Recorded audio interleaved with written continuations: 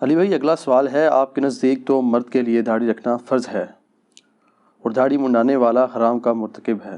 ایسی صورتحال میں بال کاٹنے والے نائی یعنی باربر کی کمائی حلال تصور ہوگی یا کہ حرام؟ دیکھیں، کیٹاگوریکلی تو ہم یہ نہیں کہہ سکتے کہ حجام کی کمائی یا باربر، جسے ہم نائی بھی کہتے ہیں اردو میں، پنجابی میں بھی یہ لفظ استعمال ہوتا ہے، یہ حرام ہے۔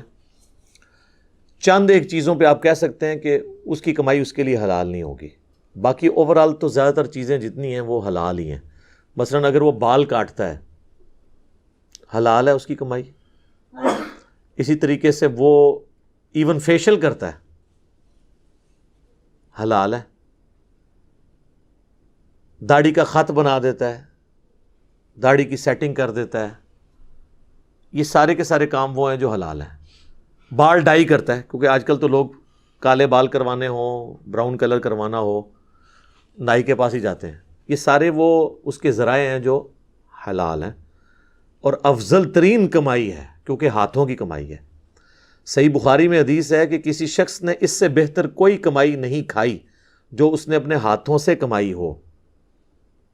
اور پھر نبی علیہ السلام نے ساتھ فرمایا کہ حضرت داؤد علیہ السلام بھی اپنے ہاتھوں سے کما کے کھایا کرتے تھے، جس کی ڈیٹیل قرآن میں آئی ہے کہ اللہ تعالیٰ نے انہیں زرہ بنانے کا، جو جنگوں میں بچنے کے لیے ایک جنگی لباس ہوتا ہے، اس کا ہنر سکھا دیا تھا، تو وہ زرہ بنایا کرتے تھے۔ ہاتھوں کی کمائی میں ظاہر ہے، اب جو لوگ فری لانسنگ کر رہے ہیں یا کمپیوٹر پہ سافٹ ویئر کا کام کر رہے ہیں، انگلیاں استعمال کر رہے ہیں، وہ بھی اسی میں شامل ہیں۔ ہاتھوں سے مراد یہ نہیں کہ ضرور اس نے کوئی پتھر یا اینٹ اٹھانی ہے یا ہاتھ سے کینچی چلانی ہے تو ہاتھ کی کمائی ہے، تو یعنی محنت کی کمائی۔ ہاتھ استعمال کیے بغیر بھی کمائی ہو سکتی ہے۔ ایک بندے کے پاس اچھی پراپرٹی موجود ہے، وہ کرائے پہ دے دے، حلال رزق اس سے گھر بیٹھ کے کھائے۔ اور یہ جو عوام میں مشہور ہے نا کہ بغیر محنت کی جو کمائی ہو وہ حرام ہوتی ہے، بڑی نان سینس بات ہے۔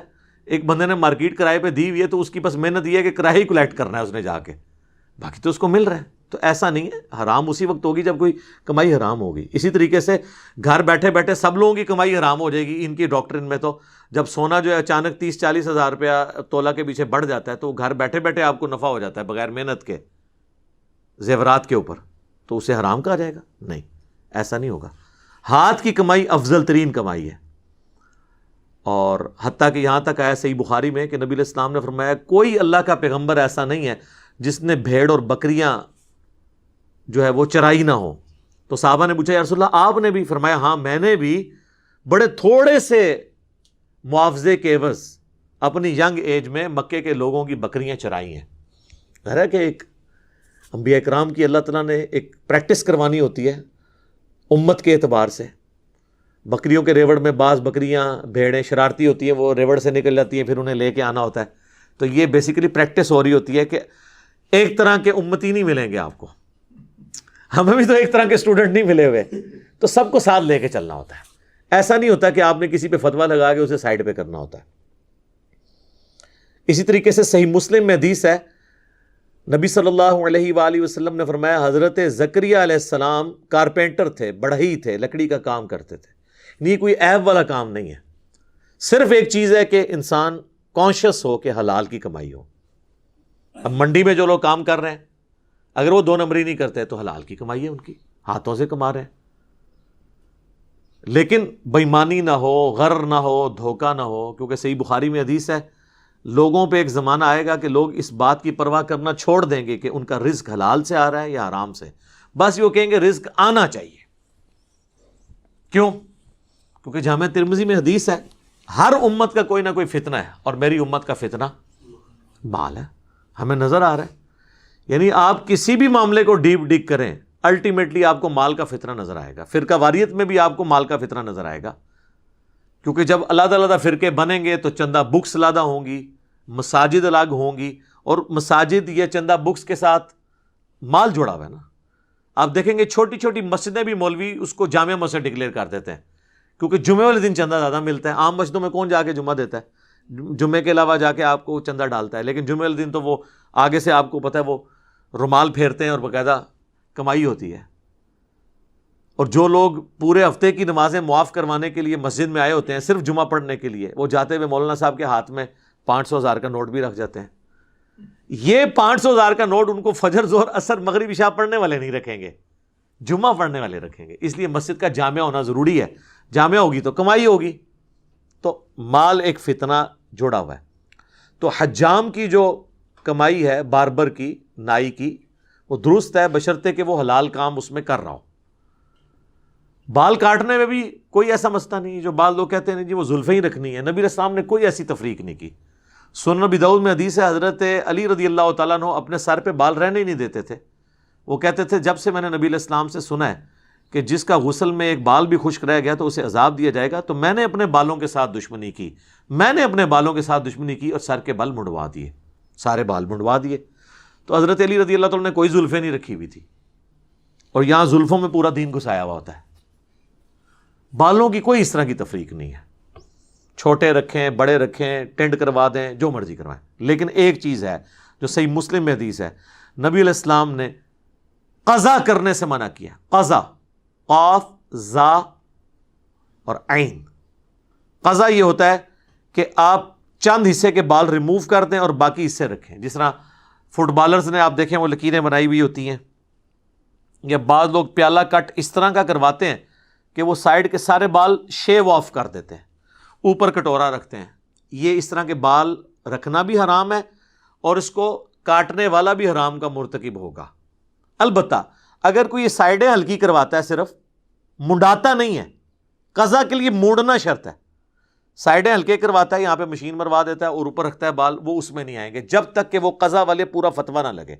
قضا کا فتویٰ ہوگا ریموو، شیو آف کرنے کے اوپر۔ اور اب آپ کہہ سکتے ہیں کہ ایک بندے کے بال ہیں وہ جو مرضی کرے، باربر کو یا حجام کو کیوں گناہ ہوگا؟ اس لیے کہ سورۃ المائدہ میں آیا وَتَعَاوَنُوا عَلَى الْبِرِّ وَالتَّقْوَى وَلَا تَعَاوَنُوا عَلَى الْإِثْمِ وَالْعُدْوَانِ۔ نیکی اور پرہیزگاری کے کاموں میں ایک دوسرے کی مدد کرنی ہے اور برائی میں نہیں کرنی۔ یہ تو اسی طریقے سے ہے، کل سے کوئی شخص یہ کہنا شروع کر دے کہ یہ جو سمندر کے اندر منشیات سمگل ہوتی ہے، تو میں نے تو کشتی کرائے پہ ان کو دی تھی، مجھے اگرچہ پتہ تھا کہ وہ سمگلنگ کر رہے ہیں، لیکن میں نے تو اپنا معاوضہ لیا ہے۔ نہیں سر، آپ نہیں دے سکتے ان کو غلط کام کے لیے۔ نیکی اور پرہیزگاری کے کاموں میں ایک دوسرے کی مدد کرو، برائی میں الگ رہو۔ اسی طریقے سے داڑھی موڑنا حرام ہے مرد کے حق میں، قرآن میں واضح آیا ہے، سورہ النساء کی آیت نمبر 119۔ شیطان نے کہا تھا وَلَآمُرَنَّهُمْ فَلَيُغَيِّرُنَّ خَلْقَ اللَّهِ، میں تیری مخلوق کو ابھاروں گا، تیری بنائی ہوئی تخلیق کو وہ بدل دیں گے۔ عورت کو اللہ نے داڑھی نہیں دی ہے، مرد کو دی ہے، تو مرد کی داڑھی مونڈنا اس کی تخلیق بدلنا ہے، کیونکہ اللہ نے دی ہے رکھنے کے لیے۔ البتہ بعض اوقات ایسی چیزیں ہیں جو اس کو خلقت بگاڑنا ہی سنت ہے، جیسے ختنہ کروانا، وہاں پہ بھی آپ تخلیق بدلتے ہیں نا، لیکن وہ سنت ہے۔ بخاری مسلم میں حدیث ہے کہ یہ 5 چیزیں فطرت اور سنت سے ہیں، ان میں ایک ختنہ کروانا ہے۔ صحیح مسلم میں 10 چیزیں فطرت اور سنت سے ہیں، ان میں ایک داڑھی بڑھانا ہے۔ بخاری مسلم دونوں میں حدیث ہے داڑیاں بڑھاؤ، مونچھیں پس کرو، یہود و نصارہ کی مخالفت کرو۔ بخاری اور مسلم دونوں میں حدیث ہے ان مردوں پہ لعنت جو عورتوں کی مشابہت کریں، ان عورتوں پہ لعنت جو مردوں کی مشابہت کریں۔ تو یہ عورتوں کی مشابہت بھی ہے۔ البتہ اگر کوئی شخص چھوٹی چھوٹی داڑھی رکھ لے، داڑھی موڑنا چھوڑ دے، چہرے پہ بال اس کے آ جائیں، جس طرح شاہد افریدی صاحب کی داڑھی ہے، اتنی چھوٹی داڑھی کسی نے رکھی ہوئی ہے، تو اب عورتوں سے اس کی مخالفت ہو گئی، وہ اس پہ کوئی گناہ کا فتویٰ نہیں لگے گا۔ بعض لوگ کہتے ہیں مونچھیں رکھنے سے بھی مخالفت ہو جاتی ہے، جی اتنے حصے میں ہوتی ہے، یہاں آپ عورت ہی ہیں، پھر بھی پوری کرنی ہوگی مونچھیں، اور کم از کم اتنی داڑھی کہ جسے عرف عام میں آپ داڑھی کہا جائے۔ پوری مٹھی رکھیں، ہم تو مٹھی کے بعد بھی نہیں کاٹتے، کئی بال لمبے، سنت ہے آپ رکھیں، کوئی مسئلہ نہیں، لیکن کم از کم اتنی داڑھی ہو جسے عرف عام میں داڑھی کہا جائے۔ تو ایسی داڑھی کا خط بنانا، اس کمائی حلال ہوگی، کوئی مسئلہ نہیں ہے۔ سر کے بال کی سیٹنگ کرنا کمائی حلال ہوگی، کوئی مسئلہ نہیں ہے۔ اب کوئی کہ جی ہمارے اس طرح گاہک ٹوٹ جائیں گے، ویسے تو اب یہ کرونا کی وجہ سے اور جو لوگوں کو ایک جراثیم کے حوالے سے ہائیجینک ایشوز ہیں، ان کی وجہ سے لوگ تو اب شیو تو عموماً گھروں میں ہی کرتے ہیں، سیدھی سی بات ہے، ان کو وہ بلیڈ کا ڈر لگا رہتا ہے۔ اس لیے آج کل حجام کا یہ والا کمائی کا پورشن بہت کم ہے، تو اس کے اوپر کمپرومائز کر لیں، لکھ کے لگا دیں کہ یہاں پہ داڑھی نہیں مونڈی جائے گی، باقی آپ کام کروائیں، لوگ آئیں گے یار۔ یہ نہیں ہوگا کہ وہ زیادہ تر تو چھوٹے بچے ہیں جن کو بار بار سر کے بال بنوانے کی ضرورت پڑتی ہے، ان کی تو داڑھی نہیں نکلی ہوئی ہوتی، تو آپ کا اپنا رزق چلتا رہے گا, اللہ اسی رزق میں برکت دے گا. باقی یہ کام اس طرح کے نہ کریں جو خلاف شرع ہوں, ضرورت ہی کوئی نہیں ہے. آپ باقی جدید جو اس وقت چیزیں چل رہی ہیں ان کو آپ سیکھیں, وہ کریں.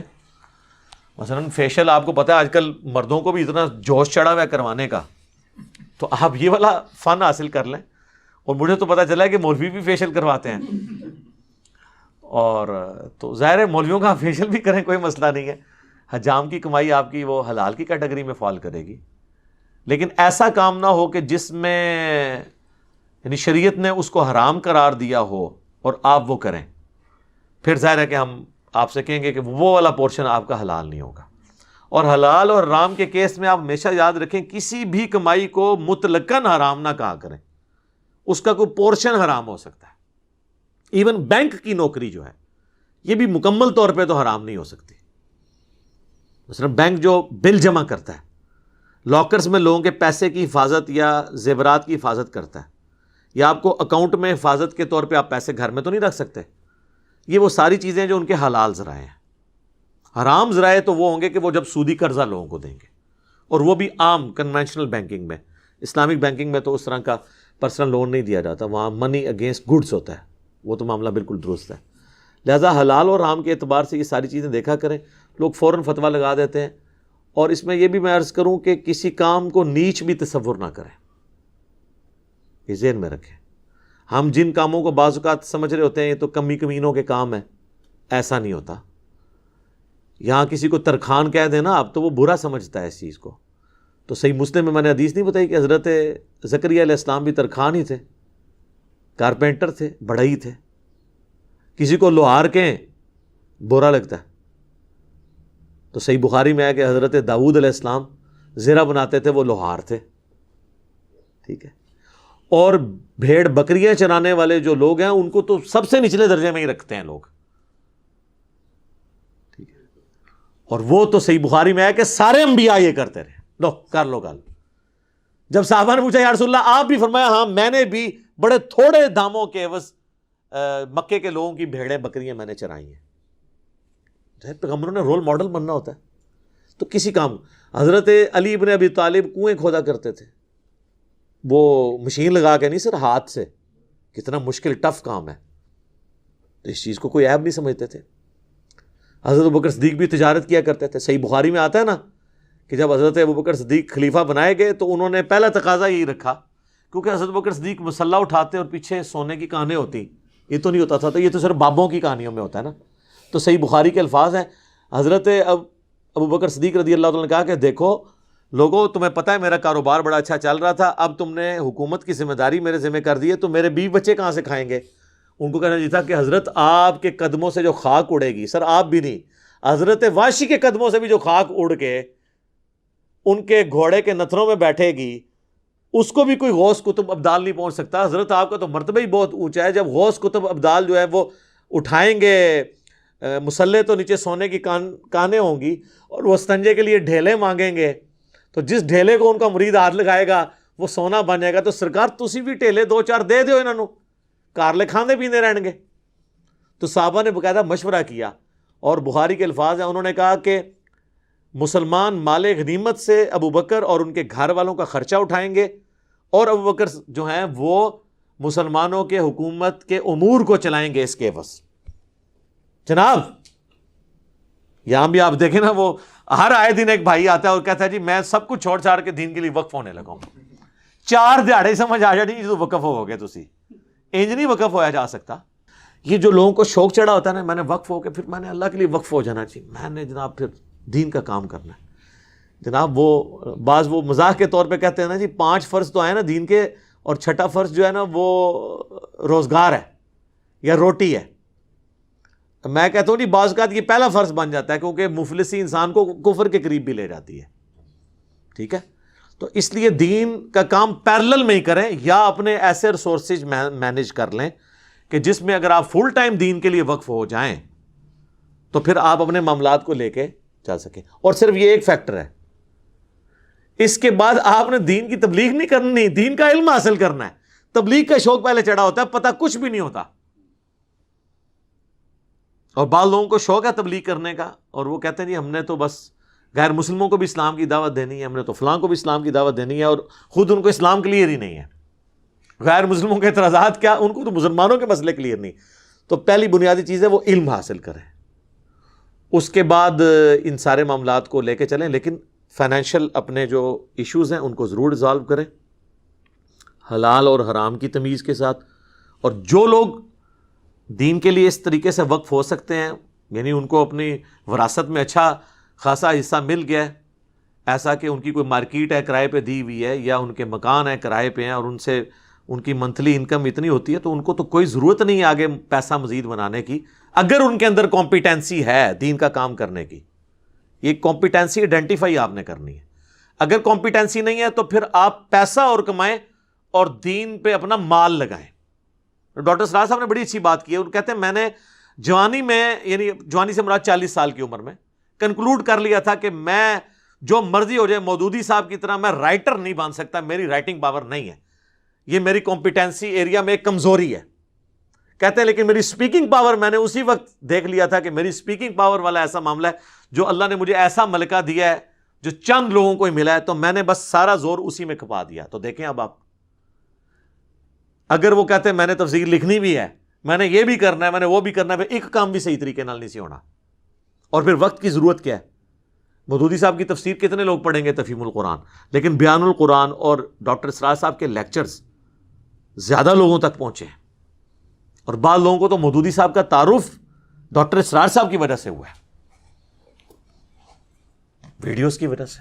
تو اس لیے ہم نے بھی اپنا ایک یہ ایریا آئیڈینٹیفائی کر لیا کہ بھئی ہم ویڈیوز کے ذریعے کریں گے. لیکن یہ اللہ کا شکر ہے میں نے سب سے مشکل ٹاپک اڈاپٹ کیا اختلافی موضوعات، اور صرف اس پہ اکتفا نہیں کیا، ہر مسئلہ جو دین سے ریلیٹڈ ہے، چاہے نان مسلم سے ریلیٹڈ ہے چاہے مسلم سے ریلیٹڈ ہے، چاہے وہ فقہی مسئلہ ہے چاہے عقیدے کا مسئلہ ہے، اس کو ماسٹر کر کے تو یہ چیزیں ریکارڈ کروائیں. لیکن یہ ان ساری چیزوں کو پھر پیرلل میں آپ نے ان چیزوں کو مینج کر کے چلنا ہے. ٹھیک ہو گیا جی؟ جزاکم اللہ خیر.